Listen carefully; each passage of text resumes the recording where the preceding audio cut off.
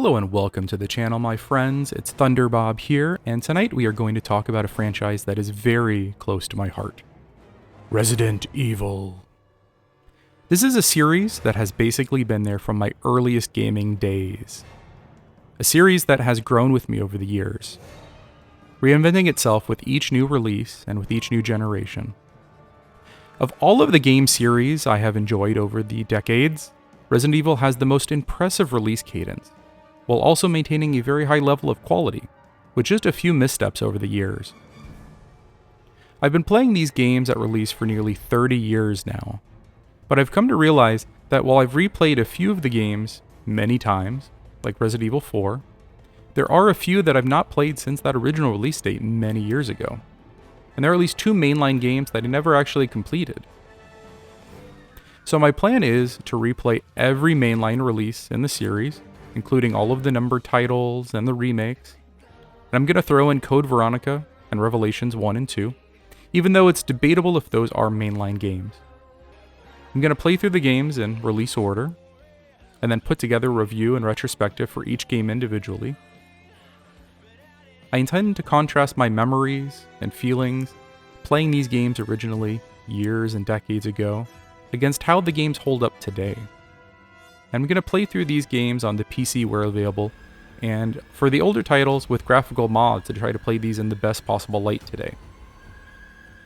When I'm done with the entire series, I want to do a final video with my overall thoughts on the series and a ranking of all of the games. And a warning here, there will be some spoilers, but let's go ahead and get started. And tonight we'll be discussing one of my favorite games in the series, Resident Evil 2. So to start with, let's talk about my history with Resident Evil 2. If you watched the last video, you will remember that I played the first Resident Evil game while renting a PlayStation console around Christmas of 96 or 97. I ended up getting the Nintendo 64 and not a PlayStation for Christmas that year, and that meant my options for additional Resident Evil titles were pretty limited. That was until Capcom decided to port Resident Evil 2 to the Nintendo 64. This was both the best and worst ways to play this game at the time. Somehow they managed to compress two 700 megabyte CDs into a single 64 megabyte cartridge. Some sacrifices were made. The entire game is here, but the cinematics were compressed substantially and look really grainy. The game itself is actually pretty good though, with an increased resolution, with use of the expansion pack, better character models, new costumes, and a randomizer mode, and a few other small improvements. By this time in my gaming life, I had moved my gaming system into my bedroom. It was no longer in the living room. So my dad was not as involved with my playthrough of Resident Evil 2 from my memory, though I can remember running out to the other room and like, oh, come look at this boss, come look at this ending, that kind of thing. So he was still there, but it was much more a solo experience this time. And I do remember being really impressed with Resident Evil 2. The intro in particular, running through Raccoon City and the increased number of enemies and just how apocalyptic everything was. Overall, I think I like the sequel more than the original, but at the same time, I was a little bit less impressed at the time because I kind of got over the newness of 3D gaming. I had a Nintendo 64 for a couple years at this point. I still really enjoyed the game, and for many, many years I considered it my favorite game in the series.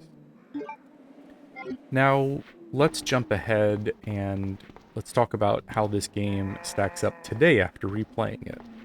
So, playing the first two games back to back has given me kind of a unique perspective. Honestly, Resident Evil 2 is just a better game in every way over the original. The backgrounds are more detailed, the world is bigger, the story is presented in a much more serious tone, and the characters feel much more like real people. It takes everything that the first game introduced and expands and improves nearly every element. It has more weapons, more enemies on the screen, new types of enemies, way more bosses, upgrades for your weapons, more environments to explore, and more reasons to replay the game. I'm playing the PC release with HD mod again, like the first game, which makes it look a bit more modern and also adds a few quality of life features like quick turn and skipping door loading. It did introduce one problem, which I was never able to fix. The controls always defaulted to like a kind of awkward layout And if I close the game and reopen it, it would reset to that layout even if I changed it. So I ended up having to play through the game with kind of an awkward layout that's not the default control method. So if you have a solution for that, maybe drop me a comment below. Now let's go through a quick summary of the game and kind of how it's structured. And you begin the game by picking either Leon Kennedy or Claire Redfield. Claire Redfield being the sister of Chris Redfield from the first game, and Leon Kennedy being a new police officer entering the city for the first day as a Raccoon City police officer. And Claire is exploring the city looking for her missing brother, essentially, after the first game he went missing. They initially meet and then get separated, and they must navigate the city separately. This intro section where you navigate the city is one of my favorite apocalyptic gaming moments of all time. And I feel no game replicated it until the first 30 minutes of The Last of Us, which was about 15 years after this original game came out. You have to weave around the dead while exploring the ruined city. It's just a really fabulous opening for the game. And this leads you to the police station where you spend most of the game. And like the first game, you explore this large building broken up into multiple floors with a ton of locked doors and secrets. You find keys and puzzle pieces, and you slowly unravel the mystery of what happened to this place after the first game. Depending on the character you selected, you'll run into either Ada Wong or Sherry Birkin, and occasionally play as those characters. Before long, you start running into Lickers. It's a really iconic enemy that tracks you by sound and has this really long prehensile tongue. Just really an amazing enemy. You make your way through the basement and the parking garage, and there's a lengthy sewer section. You'll briefly switch characters in the sewer to either Ada or Sherry. And you even fight a goddamn alligator in the sewers. It's pretty awesome. You go through a factory and you ride on several different like trams and trains and until you reach another Umbrella research facility. Structured very similar to the first game, if you might notice. The lab introduces some new enemies like these skinless zombies from the first game and plant creatures, and depending on which playthrough you're on, you'll have a very different experience with different bosses and encounters, but they're all immensely fun. And after you beat the game, it leads you to replay through the game from the other perspective. Meaning if you started the game as Leon Kennedy, your second playthrough would be as Claire Redfield. And it would be a different experience. You're kind of mirroring the other player, and some doors you'd be unlocking that they weren't able to get into. And there's also times where you can decide to take or leave items for your other playthrough. It's just a really inventive and a good way to encourage you to replay through the game multiple times. And depending on the order you play through, it does change the game substantially. An example of this is Mr. X, who is a huge part of the remake, but does not make an appearance of the game until your second playthrough. So some bosses and side characters appear only in one playthrough, and your route through the game is different between the different playthroughs. To see everything, you really need to go through the game a total of 4 times. Luckily, each playthrough is pretty fast, and even my first playthrough was only about 4 hours long. I found the puzzles in the sequel here to be a lot less annoying than the first game, and there were fewer times where I was holding just a ton of items and looking for a box to drop them off. The flow is just a lot more smooth here. Item boxes were in smart locations. Also, both characters have 8 item slots this time, and they're just better locations for the item boxes. And when you get like a key item, it feels like you use it more quickly rather than in the first game you would sometimes find an item and just hold on to it for half the game.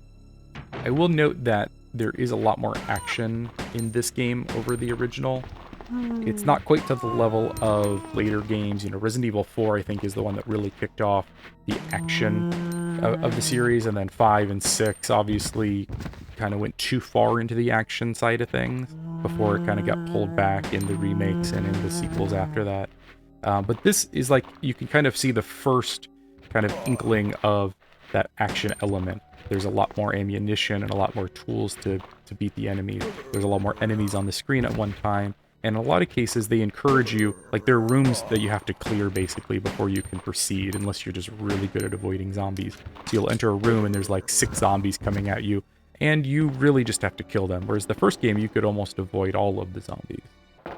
And it seemed like you were kind of encouraged to do so. And the controls are largely the same as the first game, with just a couple of minor changes. One is, depending on the version of the game you're playing, there is an auto-aim option, which my understanding also was in the director's cut of the first game, though that is not the game that I grew up playing.